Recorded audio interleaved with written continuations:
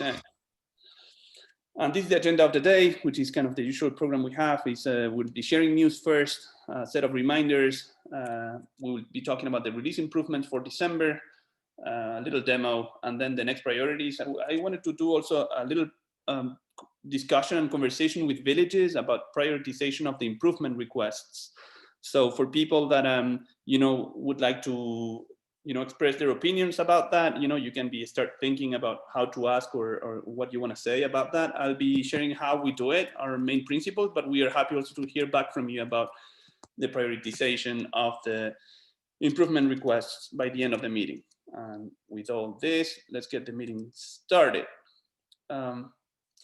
We put this in the news area of the presentation.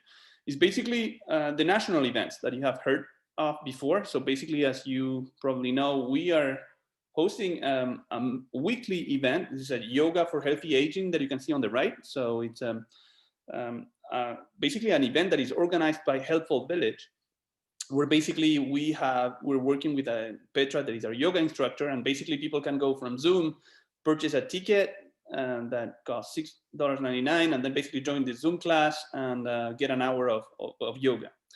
Now, this is something that was available also the week before. Something that we learned, that we realized that was quite interesting, is that we have several villages that have signed up, and in other cases, other villages that haven't. And I wanted to have a special mention for villages that don't have events, right? There are new villages that are in development or starting or something. And it would show the screen that you see on the left, basically saying the village has no public events in this moment. For us, it's kind of a no-brainer in the sense that it doesn't make your village look very good if there is no activity in it. So in particular for villages that are in development or starting, I think it would be a good idea to activate the possibility to include national events from Helpful Village on your calendar, so that we're showing that something's happening. So it will show more events on your calendar. There is no extra cost for joining, so your village doesn't have to pay anything. There is no pre-requirement. I think some of the new villages were thinking like, oh, we're too small, or we don't have members, or we don't have operations, stuff like that. It's not a problem. It's never too early. It will make your website look better. It will make your calendar look better. And then if you have someone joining that doesn't need to be a member, well, then great for them, great for your village. It will count towards your number of participants in social events. And if there is nobody joining or signing up, well, then it's not a big deal. But at least there you have, something that your village is offering as of today. And then joining the class is very easy and secure with the Zoom module. So any village that would like to activate or have a test of the yoga event on their calendars, they can contact our team at support@helpfulvillage.com. This is kind of a quick reminder. The yoga class is offered to all villages, regardless of the state of development. People can participate in the yoga class. They don't need to be village members nor volunteers. They can be anyone in your communities. They will have to pay and purchase a ticket with a usual purchase ticket with Stripe, and the events are visible on your website. Now, the next thing that we wanted to talk about is the new tool that is called the Helpful Village Help Center. So this is a new tool we have set up, in particular Christina, that has been working super hard to basically have a better way to do online trainings and help you answer questions and learn about Helpful Village. So this is what we're going to talk about now. This is Joelle, actually, that will be presenting this part of today's webinar. So I'm going to allow her to share her screen, and she will be letting us know more about how you can use and take advantage of the Help Center. So I need to stop sharing my screen. And Joelle, when you want, you can start sharing yours. Okay, everyone can see that all right? Yes. Cool. So this is about the Help Center and submitting support requests. So how does the support center work? Here you will see our 6 different categories of articles and information. And so one's titled Getting Started, and then the little blurb underneath tells you about what is in these areas. And then what I think is the best way to search for things is by using the search bar. and typing in keywords to find what you are looking for. So if you're looking for information about members, you type in member, and then it'll give you many different options that all pertain to that keyword. And so how do you find the Help Center?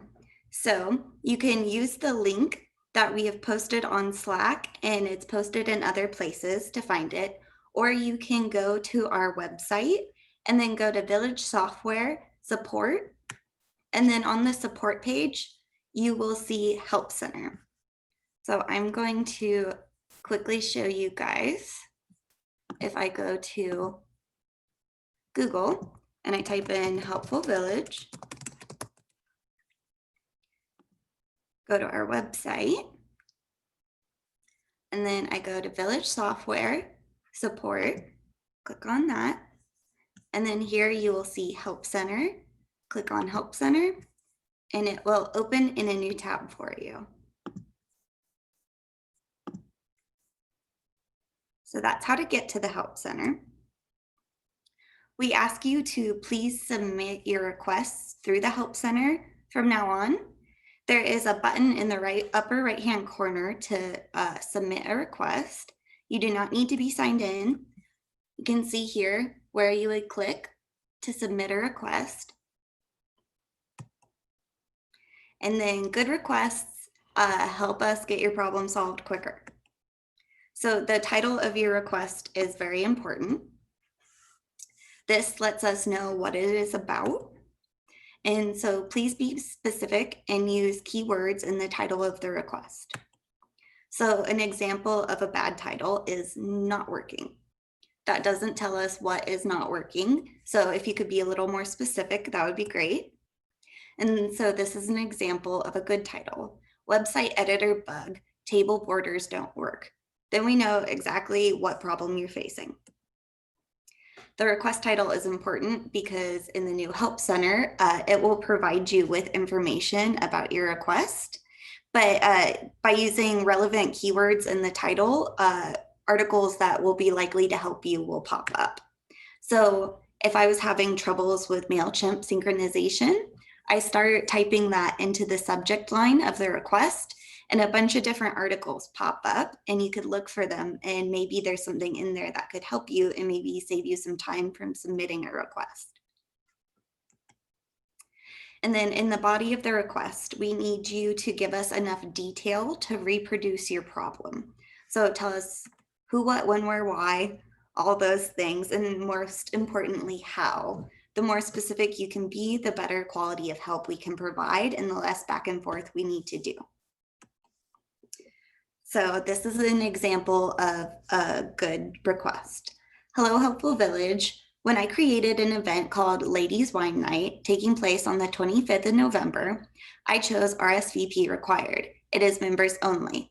I added the Zoom link and checked the box I agree to the risk pertaining to giving out the Zoom link.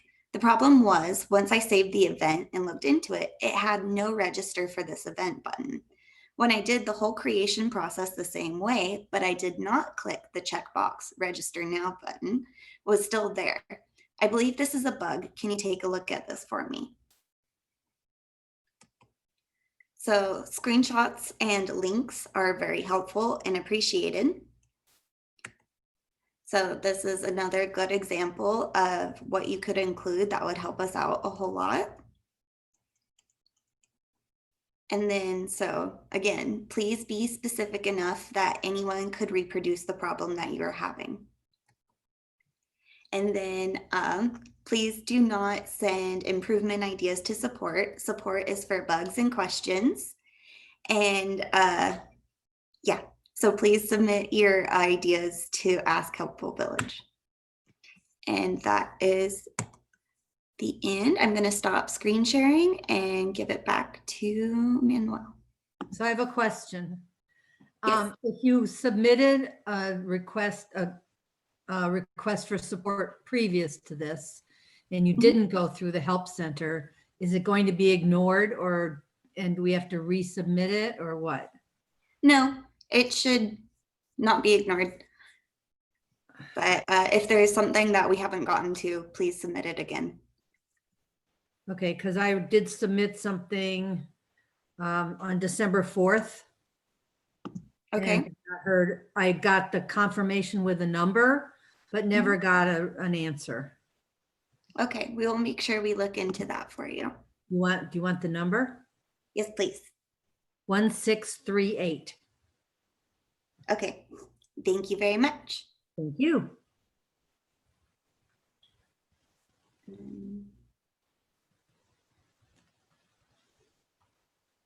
Sorry, I was muted, so I'm talking to myself. Now I'm here, so I can continue there. And Margie, that's a good question. Let me answer that. All previous requests that you have been sent by email, they are still existing. So it's the same support system. So we have not changed supports. We just added this knowledge base, as it's called, where there is kind of training associated with the tickets. So for us, it's just much better. The other advantage is that when you're submitting your request, the screen will look like this, right? You can enter your email address so that you're notified of an answer or something. And then you choose the subject. And the interesting thing is that when you're typing the subject of the request, the system is smart enough to suggest you some possible answers, some articles that we have written with training documentation about, well, you have here how to, maybe one of these articles is answering your question. So the reason why it's really important for us that you do it on the website is that maybe the answer is already there and you can get it right away rather than waiting for us to answer it. Then, but if you send it and submit it to us, we obviously will review it and respond. But the thing is that we believe, several times we get questions, and some of these questions, the answer is already there and can be easily found. Maybe let me. I want to do a quick demo of the help center. So if we go to support, actually, let me do it here. I'm going to do it in a different browser where I'm not logged in. Oh God, what did I do? Not the right. Support.helpfulvillage.com. So it takes you there, right? And then you have two different options to navigate the documentation. One is that you can go and explore different phases of a village. For example, this is getting started, this is promote your village, this social phase where you will find the training docs about events, user profile, providers, reports, etc. This is about membership, village talk. And for example, you want to see membership, you can come here, click on this box, and then you'll see that it's organized in terms of one of different things that are mentioned here. So you'll find here training docs about membership, training docs about village talk, about service requests, about concierge services, etc. So if you want to know how to create a new member, you can click on one of the articles here. And then basically we're describing basically how to get it done. So potentially you'll find the answer here. So that's kind of, navigating like if you were in a library or librarian or something. But something that is really exciting is just the search box out here, right? So if you start typing here, it will basically suggest some articles that are written that contain what you're typing. So for example, here we have an article about how to set up 2 household members with a shared email. So, just the system is smart enough to see what is an email template, how to change notifications. And the first one is the shared email, because whatever matches the best what you're typing here. Okay. And this is going to take you exactly to the same training doc. The other thing that is super interesting in our view is that when you're submitting a new request, right? So I'm going to say here that I'm putting a new request. The same thing happens here. For example, you say, oh, dear helpful village, help me with kind of how do we set up shared email? You see? And then basically here, when you're in the process of asking us the question, the system is trying to answer it for you. So basically here is a ticket you don't even need to send our way because the answer is right here, right? And then you click on that, it's going to take you exactly to the same article. If you get it done with this help, well, then it's one less ticket for us, so we can help on your other tickets. So that's, we're super excited about that. So obviously, if you have any questions, you can let us know. And the pre-existing requests are still alive, but from now on, it's much better if you use these new proxies. Jim has his hand raised, so we'll give him a sec. Sure, you can ask the question right away. and take it. So how is a naive user to distinguish between what isn't going right with them? They think it's a bug, you think it's an improvement request. Mm-hmm. You're asking the naive user to make that distinction Mm-hmm. and enter his request in two different ways. Yeah. Yeah, the thing is that, we always want to, before we add new features to the software, we want to make sure that whatever we have now is working properly, right? So there are no bugs, and then there is no issues with the existing system. So that's why we want to keep the improvement ideas outside of the ticketing system to make sure that, basically these highest priority tickets. And then when the system is stable and there are no more bugs or issues or something, then we do the improvement idea. So that's why we keep them separate.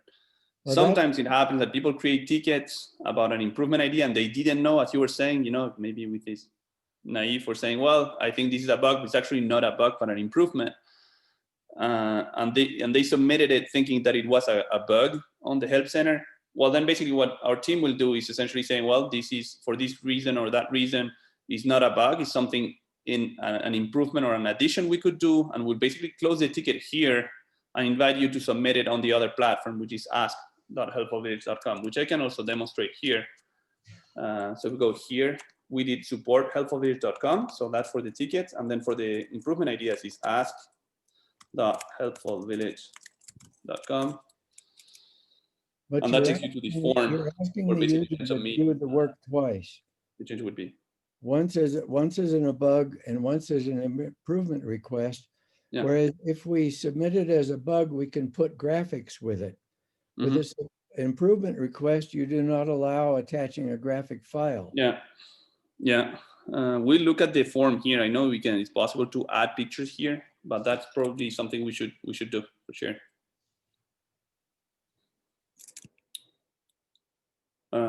Yeah, so we'll do that. But basically, it's kind of whatever you enter here goes to a different list, which is this improvement list. In the past, when I've submitted improvements that I wanted to attach a picture to, I have just sent it to Slack, and then I've mentioned in the ask.helpfulvillage, oh, there's a picture of it in Slack. Yeah, that works too. Thank you, Leslie. It's also possible to add a question that allows you to add a picture. We used to have that. I'm not sure it worked all that well because of the way it went into the improvements spreadsheet. Yeah, that's right. But I think it should be possible, but it's true. I remember we tried that and there was some issue because the spreadsheet file was not happy with the picture being imported. Anyway, hi, Joanne.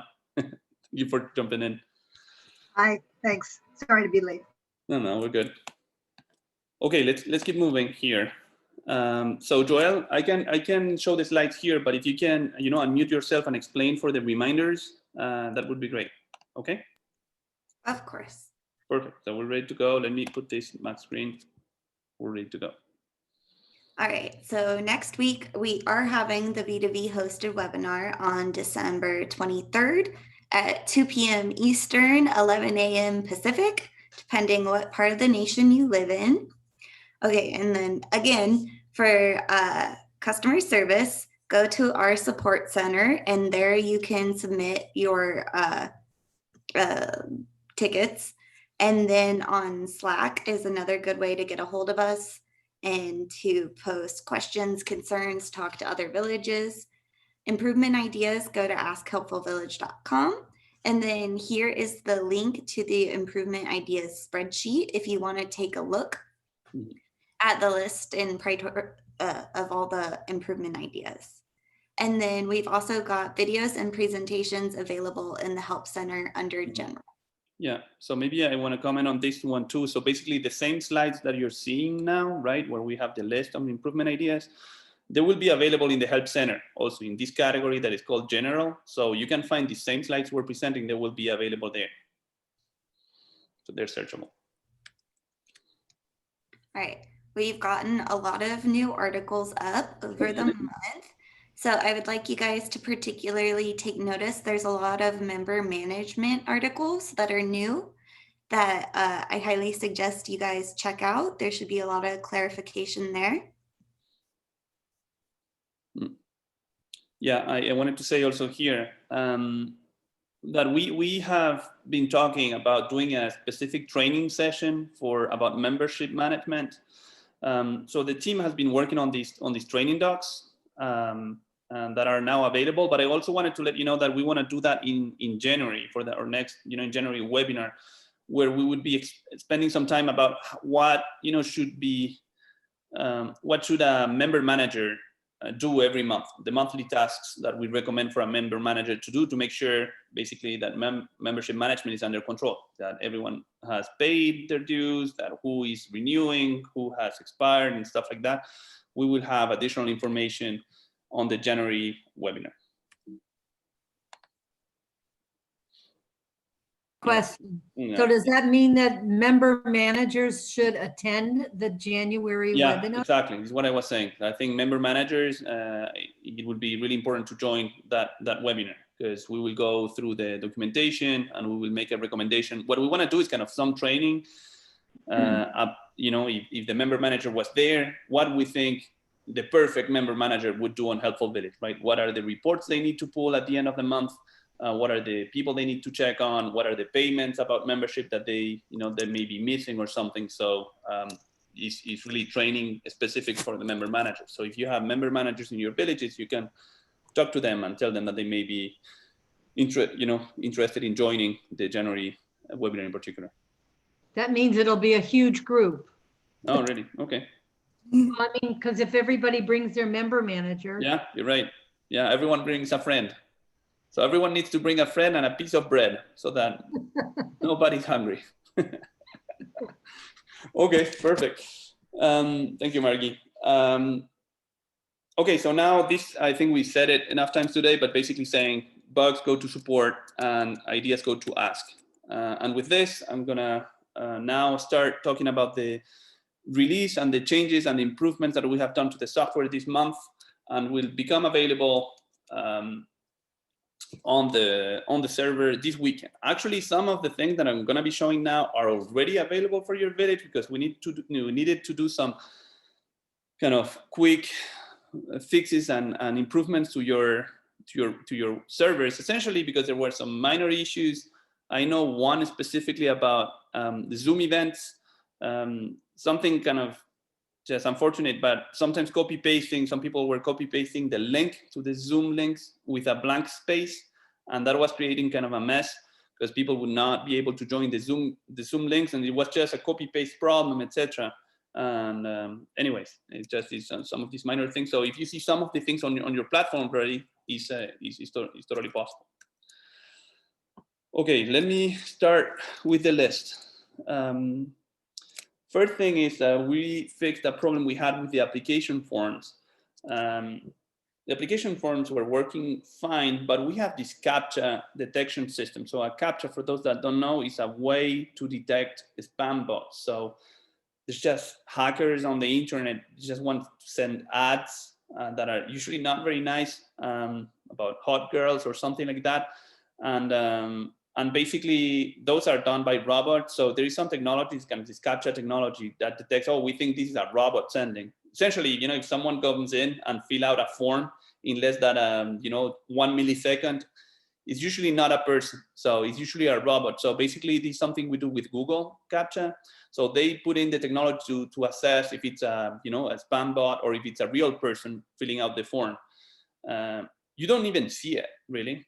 So there is not even checkbox saying I'm not a robot. So we have this cool technology with Google where basically if they think that you're a robot, then we're going to show you a checkbox and additional tests, so showing that you're not a robot. But we just did a little improvement for the cases when Google thought it was a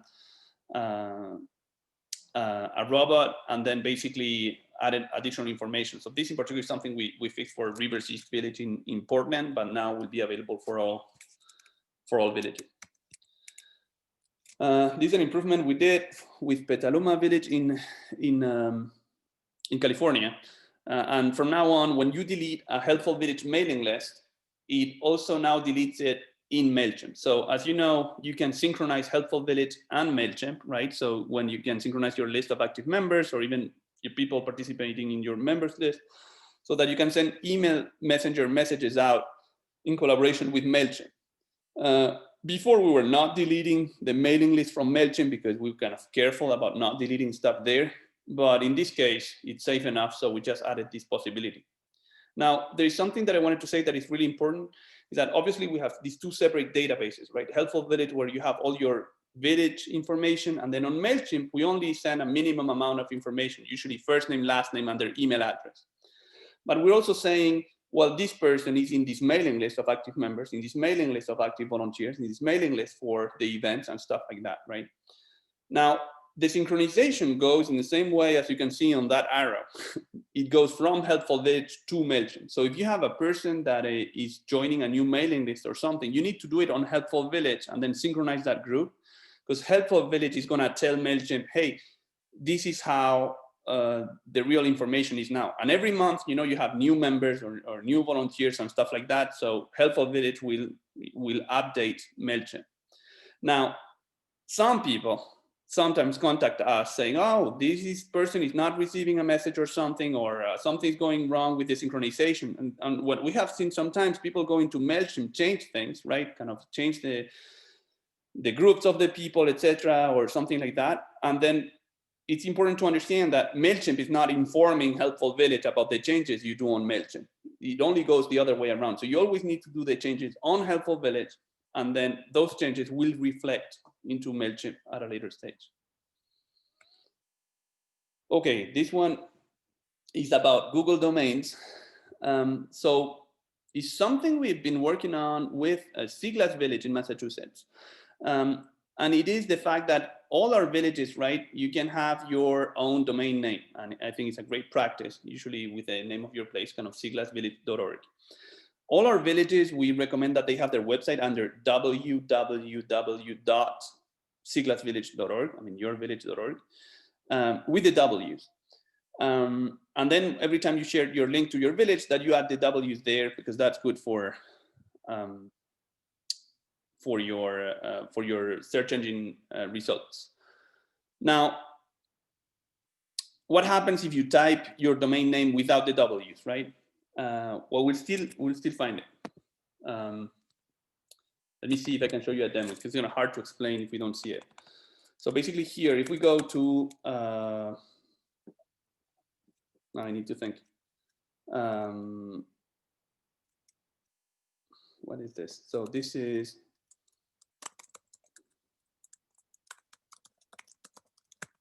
God, I hope this is right, Marky. Is that right?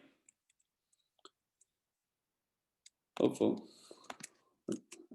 this is the name of the URL, right? Yeah, got it right. So we got it here. Actually, sometimes the browser is not even showing the W's, but actually the W's are in there. If you click on the field, you'll see the W's here. Now, what's interesting is that we have all our customers' communication always going encrypted with security. So it says HTTPS, right? Now, if you forget the S, or someone goes in and say, well, for some reason, I'm going with a not security, and I type this and say enter, we're smart enough to change that and add the S by ourselves. God damn it, sorry. Here, you see the S? If someone forgets the S, we were gonna add it for them. Now here, if we go with HTTP and then we remove the W's here, right? And suddenly imagine you have some person, right, just went in and typed something like this, HTTP bay2soundneighbors.org. If they do that and I say enter, this is okay. You know, we also can manage that situation there. And actually what we're doing is that we're always redirecting to the real website, which is with the S, always encrypted, and with the W's, right? Now, there is one case that it was a little annoying until here, is what happens if you try to go to HTTPS, whatever, and then here, you forget the W's here. So kind of you're trying to go in secure mode without the W's, and then here is not gonna work. It's gonna have some sort of, yeah, kind of screen like that is not very pretty. Now, it happens very rarely because it would suppose that someone is trying to go with the S and without the W's, and if you don't type anything here, it would go with the S anyways, etc. But we just found a way now that is new, where basically even if you go for this crazy combination here that is village network of petaluma.org. So you see, this is the case that was not working for Petusan, where we put the S and not the W's. Now we make this work this case too. So we're gonna always transfer that to S and W's. Now let me summarize. Let's go back here. It looks like tech lingo. We always want to make sure that even if people type your URL a little bit wrong, that they always get to your website, right? And it's so we manage most of the cases, and now we found a way to manage this other case that we had with without the W's and with the S. It requires a little bit of configuration on our end. So half of it needs to go in and do, type some not code, but configuration and do these different things. And kind of a little bit of a challenge. And it's something that we can do, but we can only do on Google domains. So I know some of the villages purchase their domain names on, I don't know, GoDaddy, for example, or Network Solutions or stuff like that. And some of them, it's just such a pain that it just for us, takes us too much time to change it. So what we will do is that if your village thinks that they're all right, the way they are, you don't need to do anything. If your village wants to make sure it works with the W's, without the W's, with whatever combination of HTTP or HTTPS, then we will invite you to transfer the domain name to Google Domains. So if you wanna look at this, you can basically put a request on our help center on the support system, and then we can guide you through this process.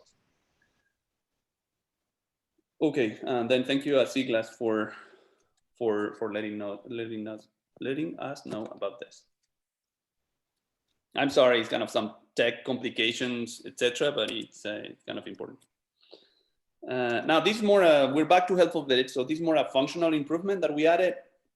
So you recognize here not only my mom, but also basically the user profile on Helpful Village with all these different tabs, the member tab, the volunteer tab, etc. And then on the pay tab is where you have always found the payments of your users. But now we have also added the possibility to manage the subscriptions. So basically here in this case, my mom is on a membership type that is called 6-month membership. And basically her monthly payments are active. So now they're showing there, and you have the possibility to cancel the monthly payments from the pay tab. And you can see what are the monthly payments that you have. This is something following what we introduced last month, where now we can manage at the same time monthly payments for membership, but also monthly payments for donations. It's kind of what's interesting to me. I thought it would not be possible, but some villages have people that are making a monthly membership payment and a monthly donation. And now the system allows it, and you can manage this subscription from the pay tab. I mean, you can see them there and stop them. Manuel? This is Mary from Petaluma Village. Hi, Mary. I just this morning tried to put in a donation that we just started getting a couple of recurring monthly donations. Cool. But we got them that said, like, I want to pay $10 a month for 1 year. Is it possible to put an end date on those donations? Yeah, that's interesting. So the answer is, so there will be two answers. First, today we allow 2 different types of subscriptions, one for payment, for membership, one for donations. And I understand your case is about donations, but I need to explain both. For membership, we will actually stop the membership at the expiration date. So the monthly payments, right? If the person has not renewed and extended their expiration date, at the expiration date, we're gonna change them from active member to expired. And then we will also stop the monthly payments automatically. So there is an end date there. Now for donations, you can start them as you did, right? Start collecting this monthly donation. There is not a possibility on Helpful Village today to set up an end date, but I like that idea. So so I think we will need to add it here on the subscription pay tab. So essentially what I would like to ask you is if you can submit an improvement request on ask.helpfulvillage.com.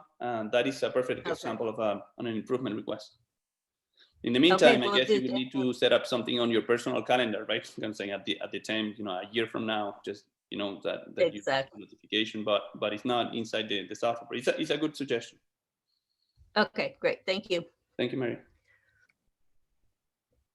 Okay, now we're getting to the core of our presentation today, which is events.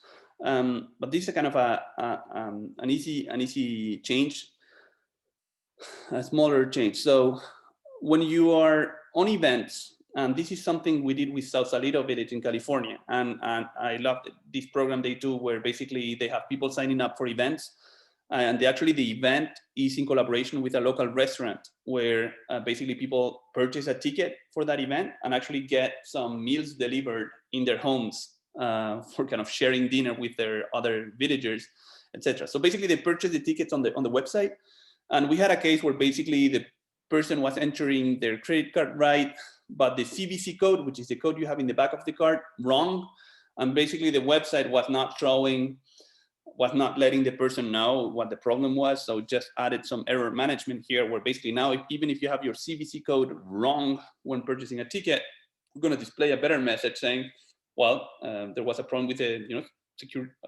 the error you can read on your screen. The CVC code was wrong. Please try again to purchase a ticket. So this kind of purchase ticket kind of improvement or fix that we did for events.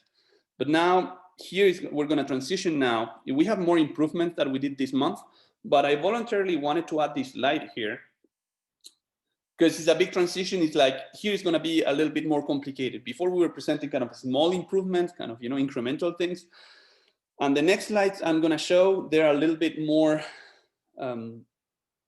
complex and a little bit more interesting, etc. So I would like to ask you to focus a little bit and concentrate, because it's going to be a little bit hard to follow because the problem is a little bit complex. So let's go on for all the improvement, which is the main improvement we're bringing this month. We have been working a lot on online events improvements, and let's get it started. First thing I wanted to do is talk about Zoom bombing. So I know everyone, I've talked about this before, but it's really important for us because there's a security concern about that. So I have two videos here. I think it's going to take 20 seconds, both videos together, about what Zoom bombing are. And these are articles about the news. So this is just, we didn't create these videos, just some stuff that has happened. So let's start here. Part of the virtual service, when all of a sudden, an interruption. As many as 5 Zoom bombers hijacked the meeting, like videos of the Ku Klux Klan burning crosses as vulgar, racist music plays in the background. Okay, I'm sorry, I should have prevented you that kind of the images were a little bit super violent. But basically, this is an example of basically a church that was sharing their Zoom events on a link, on the church website, and then obviously people with bad intentions just joined the meeting and then basically hijacked with really images that are insufferable. So this is one of the motivations why we have been working on this. Is at Helpful Village, that we are strongly committed to higher security level, and we need to find a way so that this never happens. And I know that we have many villages, many of them running Zoom, and it doesn't happen every day, hasn't happened much, etc. But we really need to make the maximum we can so that that never happens. Let me show you a little bit here about what we have been doing. So this is another TV news reporter explaining what should be done on Zoom, right? And it's also very short, it's about 10 seconds. Robin, the other best practice here with Zoom is don't share the link to any kind of Zoom meeting on social media. Don't share it publicly. Just text it between friends and let them know this meeting is happening at this time. The world doesn't need to know about that meeting. Robin? Yeah. Okay, so that very short. So that's got Good Morning America, right? So, they're asking people to text the Zoom links, etc. That would be too complicated. But this is essentially the idea that we have followed with Helpful Village, right? And we have trying to do exactly this into Helpful Village so that the Zoom link is really very private and only goes to that person, and nobody gets hijacked. And this is what I'm going to explain next, the changes that we're introducing to raise the security of the Zoom meetings. Part of the virtual service. What a minute. So that one we have. So here we go to the next slide. So the principle is the same we have been discussing before, right? In previous webinars, we're just doing this much better now. The problem with the security problem comes from the shared meeting link. And this is what we we were doing before. Was kind of the easiest thing. Like you go on Zoom, you generate a Zoom meeting link, and then you send it or you share it with different people. The problem is if you're giving the link, but it's kind of the key to the event to all participants. If you have someone that is a hacker or a bad person and they have the key, well, then they're gonna do something not nice at the event. And then the thing is, like, if you kick them out, well, they still have the key, right? Because they can come in and do it again with a different name or something like that. So the shared link is a problem. Now, the solution to this, if we don't want to share a link, is to have a separate link for each person. So this is kind of what better security practice would be. Every person that is registering to your event has a different link. So basically a different key, a different way to access the Zoom link. And basically, if you have someone that is not nice or not good that you want to kick out of a meeting, well, you can cancel their link or their key, and they cannot go back in again. They're just permanently out. So that's the right way to manage security for the Zoom links, and we're taking care of this automatically from Helpful Village. Basically, this is a print screen here showing your Zoom screen. So you still you still have your own Zoom account, right? You start the meetings from Zoom, and basically what we're doing is that the registrations on Helpful Village, people register on the Helpful Village website, for your village, and then basically we're gonna copy the names of those people automatically onto Zoom. So you don't need to type them twice. With just Helpful Village can talk to the Zoom server and add them there. Now, each one of these people here have a separate registration. So basically here in this example, if you have this fishy hacker, right, that you have identified as a threat to your meeting, well, you can select his name and then basically cancel the registration. This person cannot come back in. Another additional benefit is when people are registering onto Helpful Village, basically they will appear on Zoom with the real name they used on Helpful Village, not Samsung or iPhone or something else. Okay, so everything that I showed is basically something we had discussed in previous webinars, but now let's go more in detail about what we have changed this week. Not this week, but this month. Basically, essentially, we're interested about two things improving online events. One is higher security, and the second thing, which is giving easier access to Zoom events. We understand that villages have members that are not necessarily always, confident or tech savvy. So we want to make it as easy as possible so that even if you're not tech savvy, you can still bring your members on. So those are the two main priorities. Now, I'm going to be showing some screens because we will have some Zoom version 1 and Zoom version 2. Both of them, these two things within Helpful Village. Some villages were using the shared link, and now our recommendation is to use the Zoom module, right, that has this individual link. And what you have on your servers today allows for both options to work in parallel or something. And it was not necessarily easy, it was creating some confusion. So we have made some changes that I'm going to be showing today.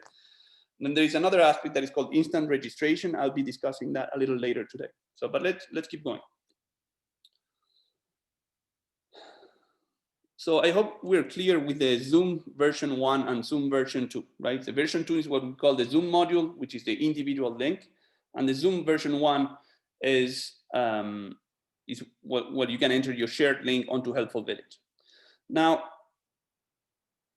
in this transition period, basically, even if you're using Zoom version 1, the emails that are sent by Helpful Village, the registration email and the reminder email, is sending them to the Zoom meeting anyways, right? But this is not great, right? So in the end, we may have a transitory or period of time where we still do that, but it's too much of a security threat, right, to work with a shared email. So our recommendation really to all villages is like we need to move on to the Zoom version 2, which is basically the Zoom module where every person has an independent and unique personal link. In the future, what we'll do is that if you're not using version 2, well, basically the people from the email they receive from Helpful Village, they will not, they would be available to go to Helpful Village, log in to Helpful Village, and then get into the meeting, which is obviously is not as easy. We want it really to make it easy for your members to do it.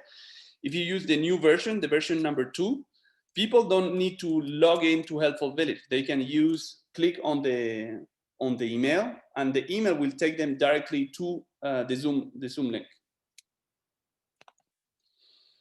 Okay, so now these are some print screens about Helpful Village edit event form. So this is what's going to go on the weekend for your villages. You have not seen this on your websites today, right? So now what we're going to do now is that before we had this version 1 and version 2 that were working kind of in different areas of the software, we're now putting them all together, right? So what I'm going to show here is what happens for a village that is still on Zoom version 1, right? So they can create the event, it will show like this.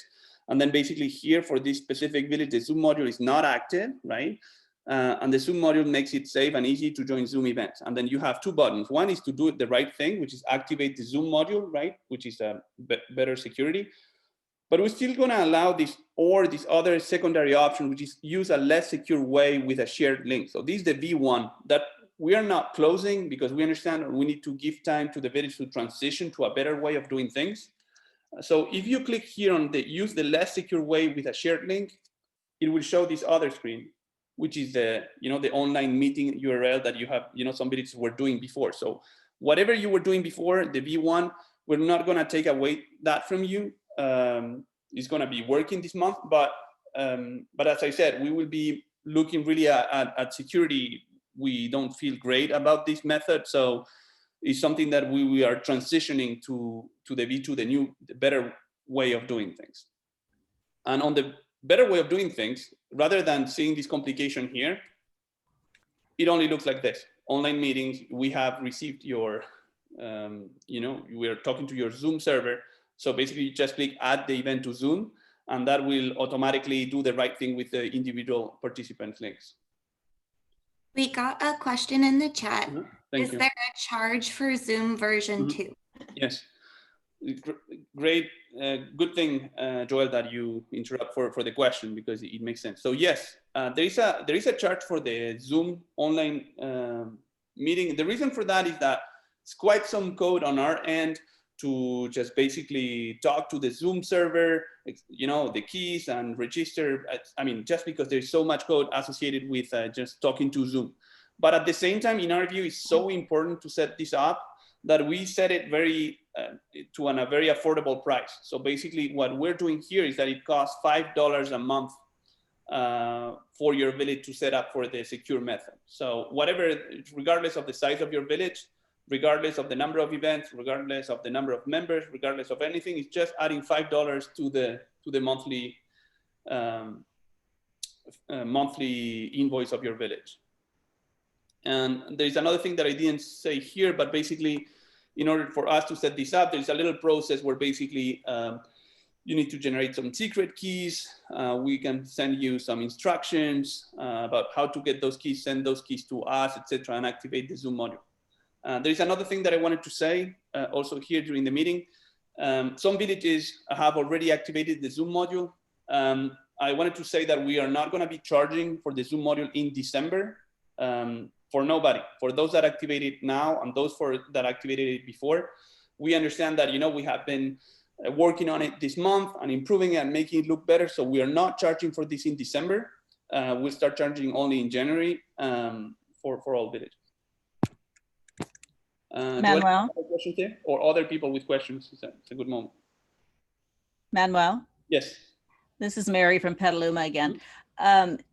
We had talked about this at another webinar, and I had asked a question about whether, what about having more than one Zoom meeting going on at a time? And I think at that time you thought that this was only going to work for one link. So we're currently having multiple meetings going on at a time, and then they get the link by it going out with the confirmation email. Are you saying that you're going to discontinue that? And if so, then how do we? Yeah. No, I don't think there would be any, I don't think there is a problem running two parallel events at the same time. So you're saying the same day at the same time is what you're saying? Right. Yeah. No, basically, I think what I said is that I have not tried it. So basically I need to double check, but we can do it on Helpful Village, right, on our demo site. to see if that works.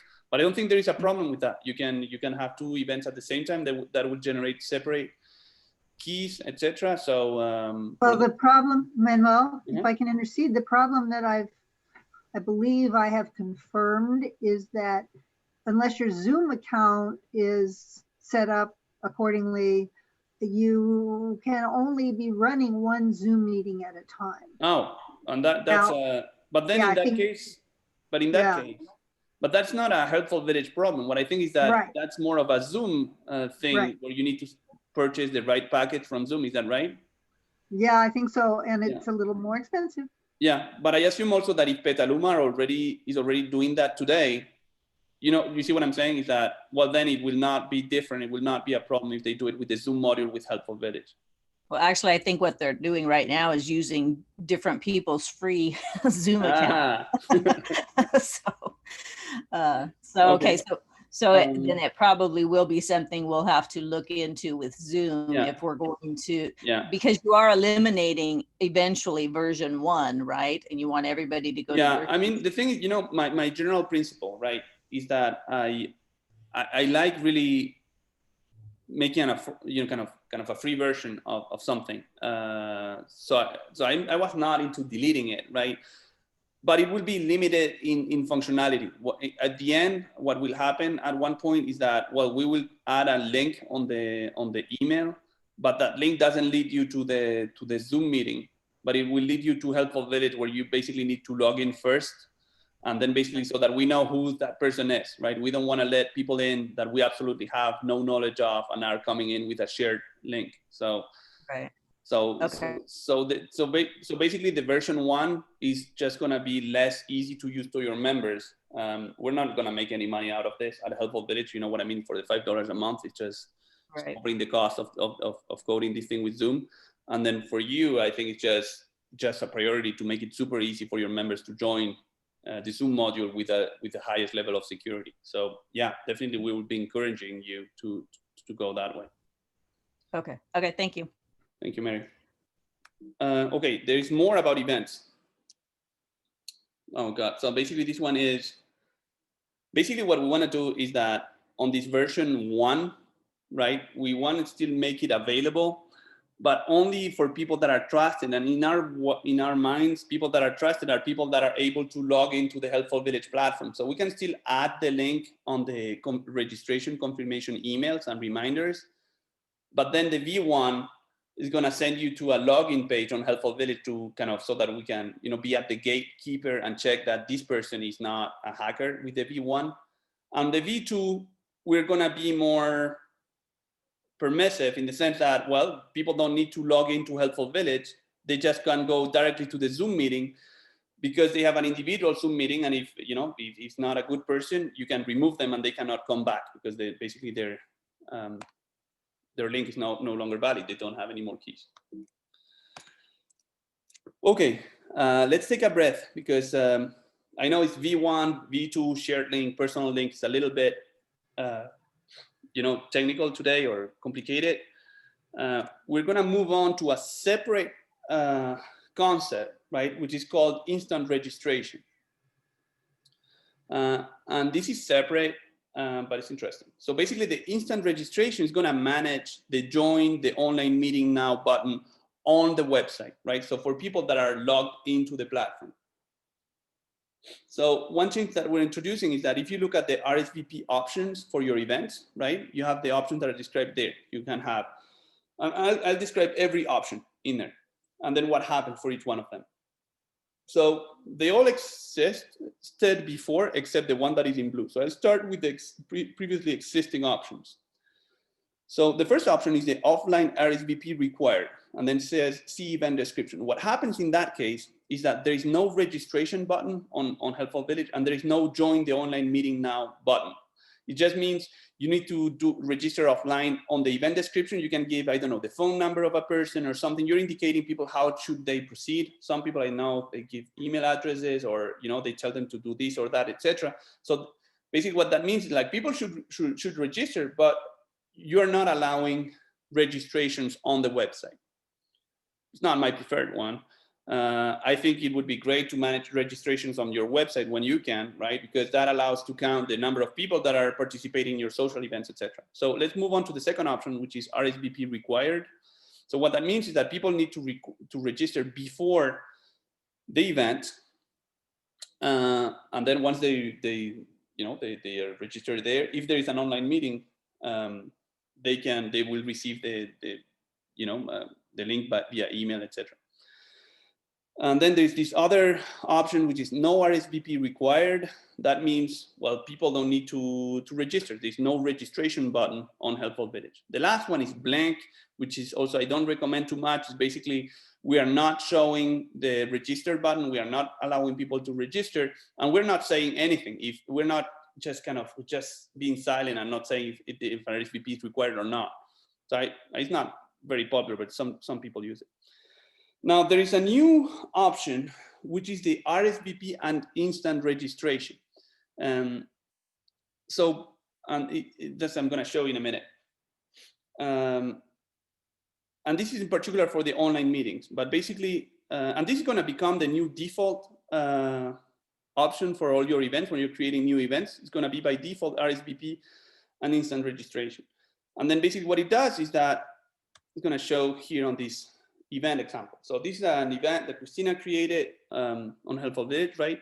And then this is the buttons that are showing. One is register for this event, and the other one is join the online meeting now.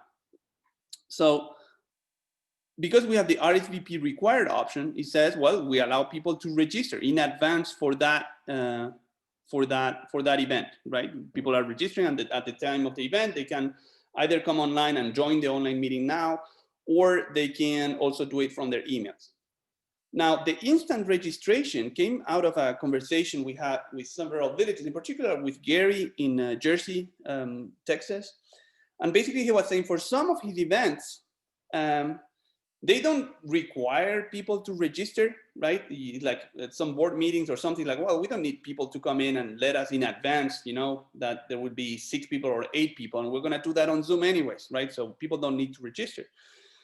And what was interesting that now we allow this other option where basically you can click on the join the online meeting now, even if you have not registered before, and then we have an online meeting link, etc., and we can allow people to join.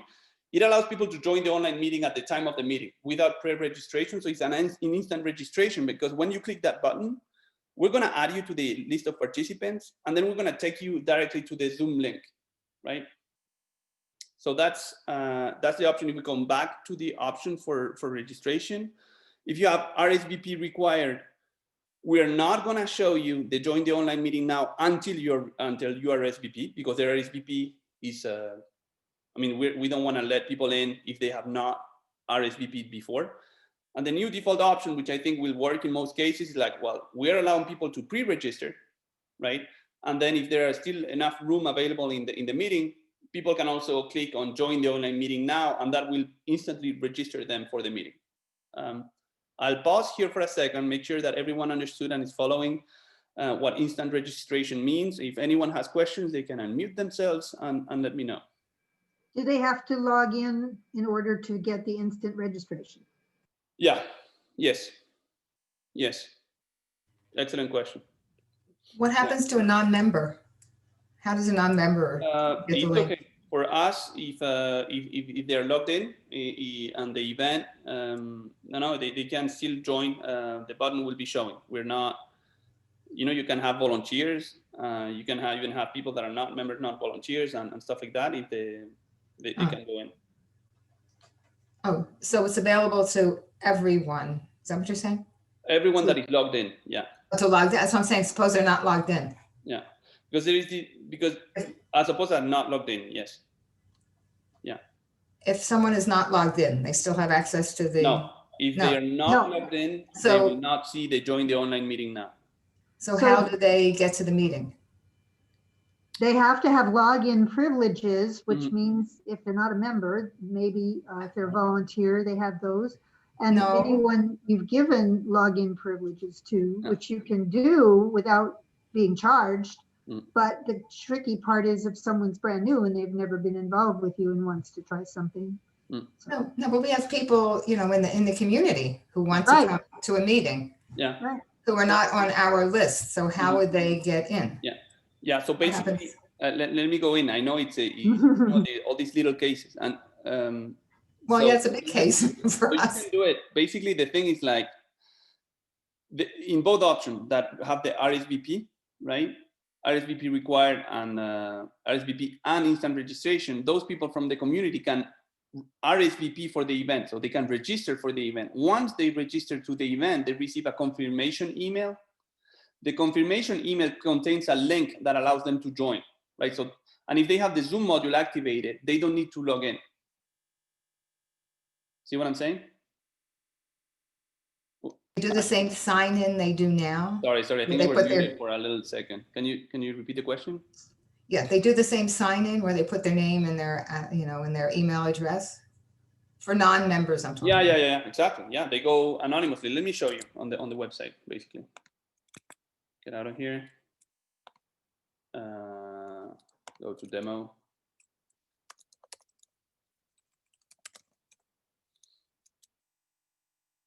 And then here I'm logged in, right? And then if you go to the events list, and then here we have the brunch at Christina's house. Okay. And then this one, I'm logged in, right? So I have both options here. I have register for this event and join the online meeting now. So if this was happening now, right? What I mean is that this is happening on the December 19th. So I cannot join the online meeting now, but if I want, what I can do now is I can register for this event. I know, but you're logged in. What happens? I'm logged in, exactly. But I'm going to show you both. So this is the case here. I can register for the event. And then if this event was happening now, I can also go in here, and then the event allows it. I can also instant register for this event. Okay. Mm-hmm. Now, if I'm not logged in, mm-hmm. Let me sign out here. I'm going to go to the event. Mm-hmm. Mm-hmm. Then what happens is that I don't see the join online meeting button here, but I can still do register for this event. Mm-hmm. And then I can or you sign in. First name, last name, email, phone, and then I register for this event. This is going to send me a confirmation email. The confirmation email contains the Zoom link. Okay. So they don't need to log in, but they can do it from the email. Okay. So it's the same as now, basically. Yeah.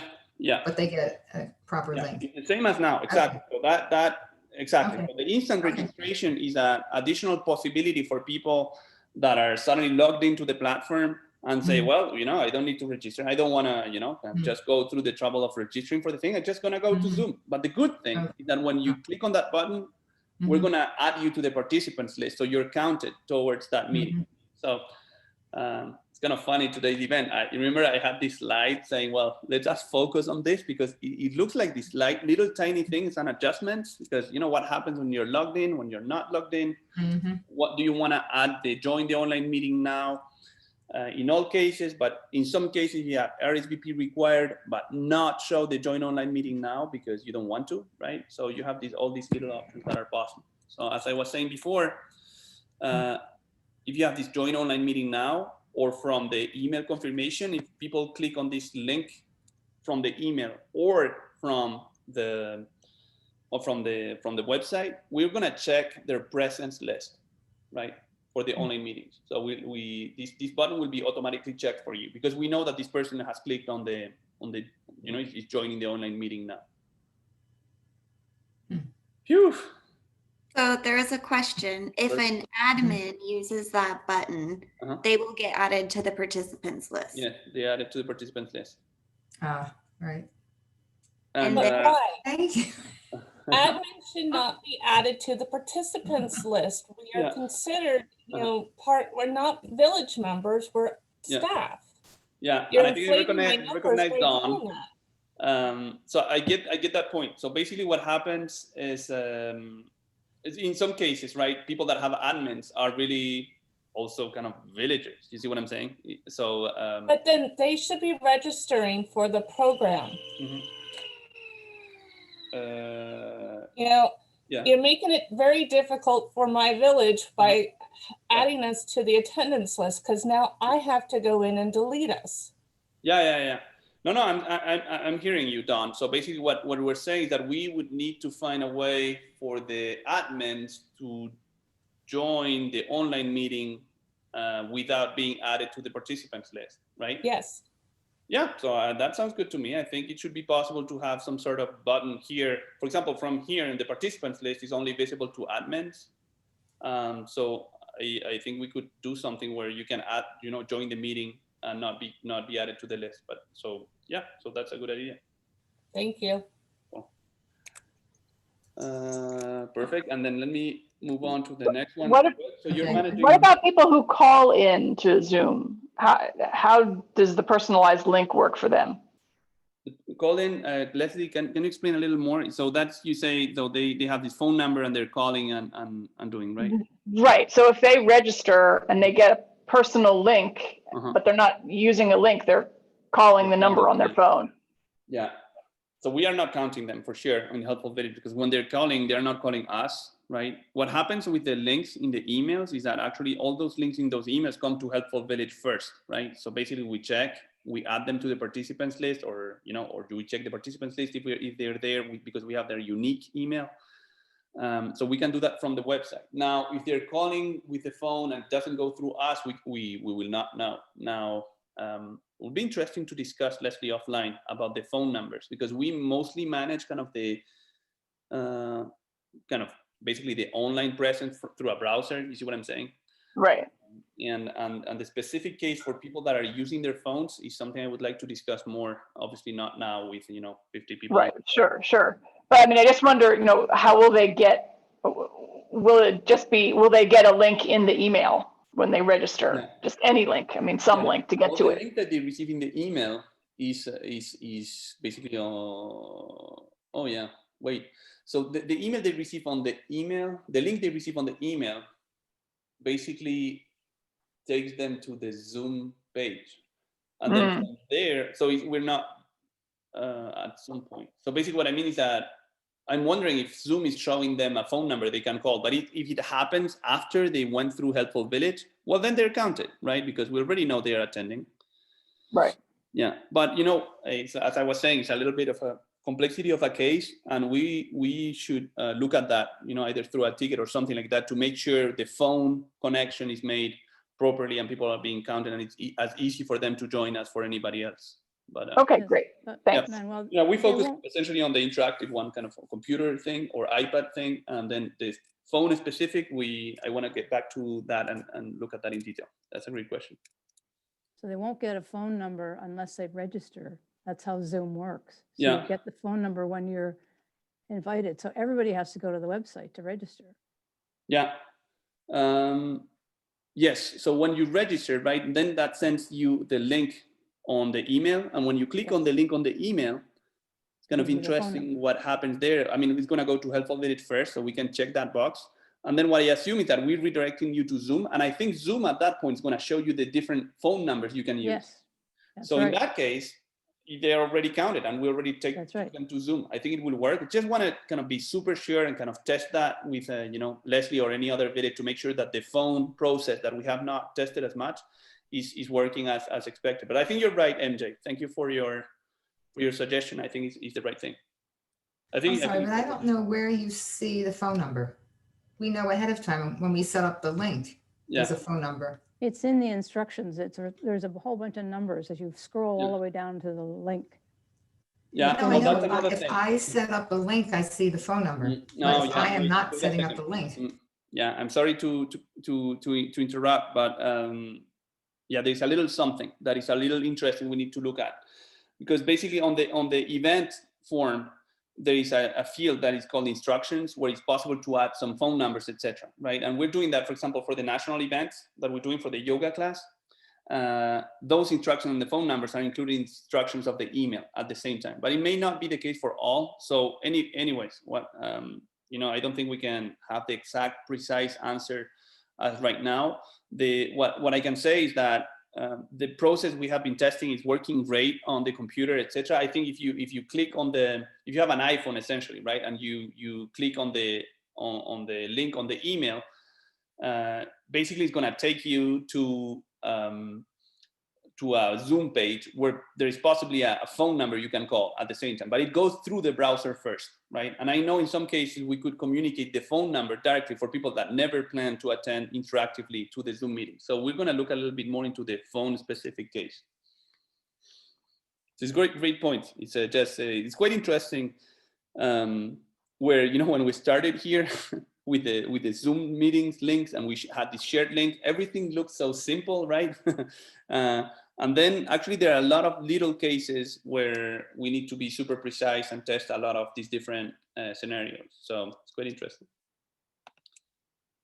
Okay, and that's the list of improvements we had to show. I know there's one more that Christina told me about. I know Rivers East had some issues. I actually have 2 or 3 villages that had some issues with the shared meeting link on Zoom.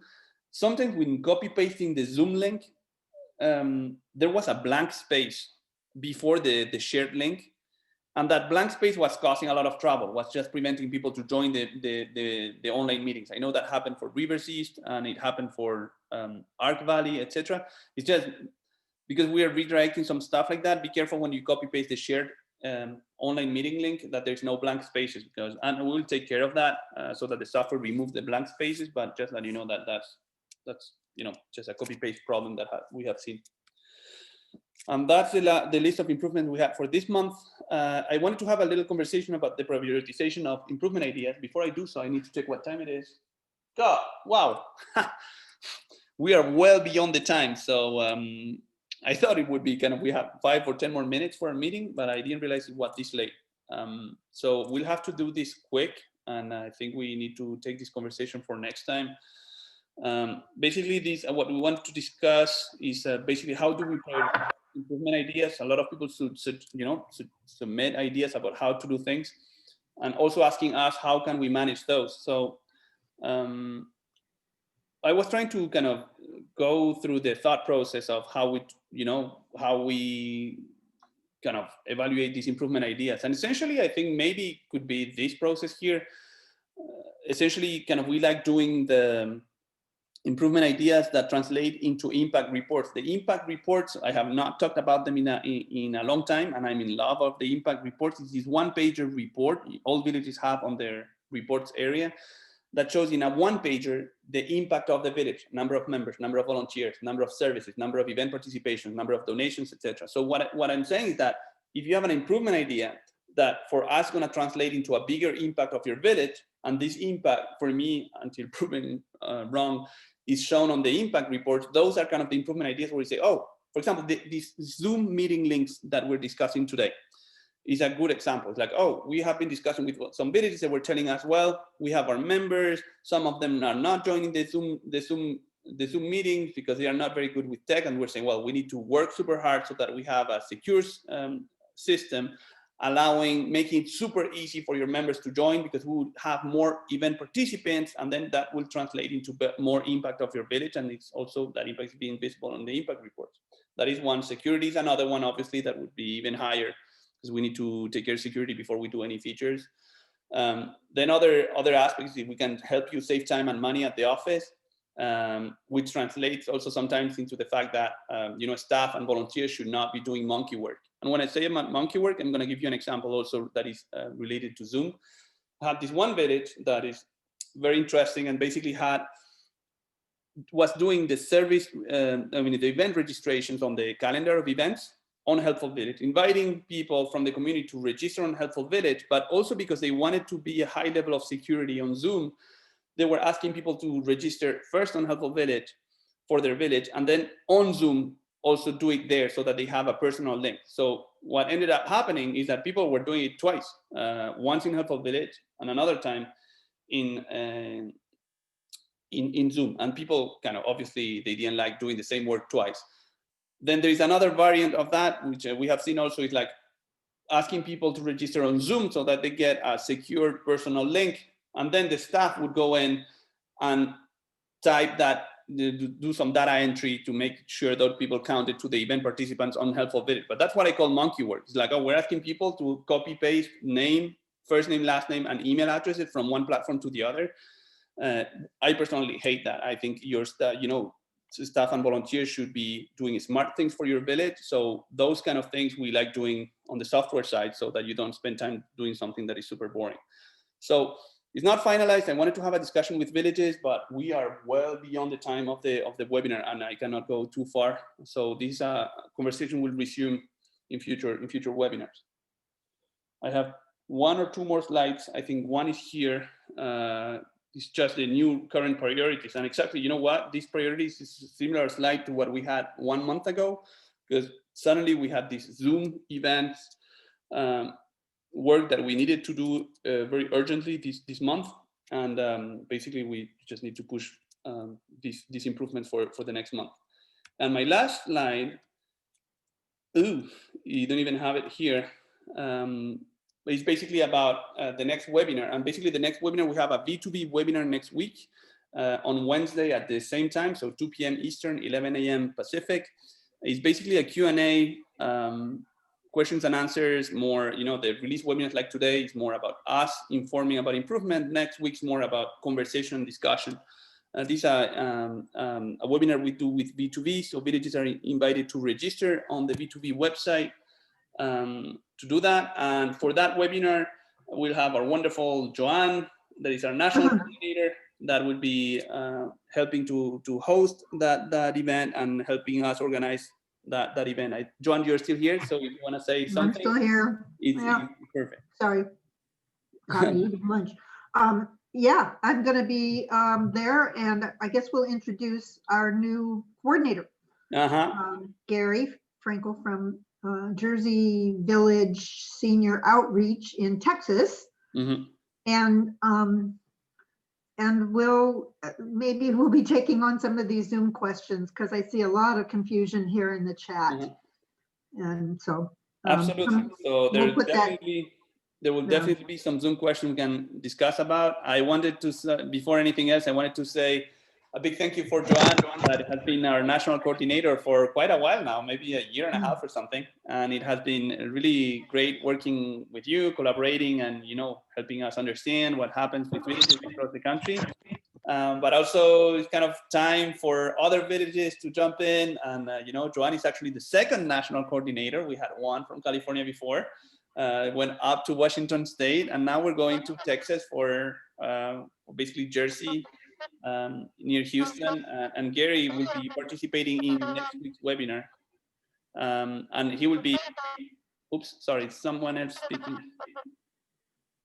I don't know if there was some noise in the back, but basically Gary, will be introducing Gary to everyone in the community next week. So Joanne is running the show, but I'll be there, Gary will be there, and then we'll go over all these questions about Zoom and any other things. And that's my thing. So basically at this point, Joanne, if you want to close today's meeting and say anything else, the floor is yours. That's it, but there is a question in the chat about the support page for the Zoom activation. And I just, the only way I can answer that, Joellen wanted to know what's missing. I wrote it up, so look in the support comments and maybe you can find it. I don't remember the page that. Yeah. So we can talk about that offline if you want to stick around. Yeah, and we wanted to say, for anybody that has questions, obviously our invitation is to go to the help center, right? support.helpfulvillage.com, and send a request. If you feel a little bit unsure about that, that's the best way to do it. But if you feel still unsure, you can still send an email to support@helpfulvillage.com. We definitely prefer when it goes through the website, but we definitely want to hear from all questions and all villages that have any questions. So don't hesitate to contact our team for sure. Okay, thank you, everybody. Bye-bye. Bye-bye. Happy holidays. Thank you, Margie. Happy holidays to everybody. Happy holidays, right.